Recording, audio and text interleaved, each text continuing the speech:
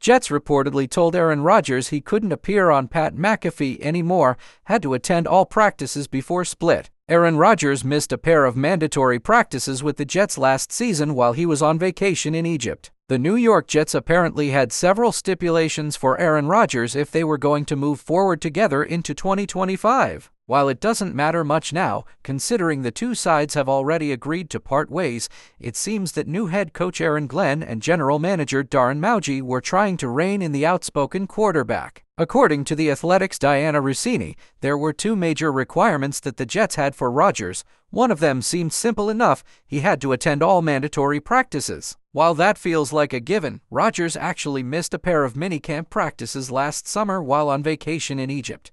The old Jets leadership didn't seem to mind that trip much whatsoever. Clearly, Glenn and Mauji wanted to get ahead of that situation this time around. The big thing, though, is that Rodgers would no longer be allowed to make any outside media appearances during the season, which included his regular, paid spot on ESPN's The Pat McAfee Show. Rodgers, for better or for worse, has been a regular on that show for years. He reportedly makes over $1 million annually for doing so. While he talks about football a bit, Rodgers has made headlines on the show for sharing conspiracy theories and more. He even once implied that late-night TV host Jimmy Kimmel, a fellow Disney employee, would be exposed as an acquaintance of convicted child sex trafficker Jeffrey Epstein, which the network had to walk back hard after Kimmel threatened to sue. But despite the chaos he's frequently brought, Rodgers has remained a regular guest of McAfee's on the network, at least during the season. It seems the new Jets ownership viewed his appearances on the show as a distraction, so they wanted to put a stop to it. While there is almost certainly more that went into the Jets-Rodgers split,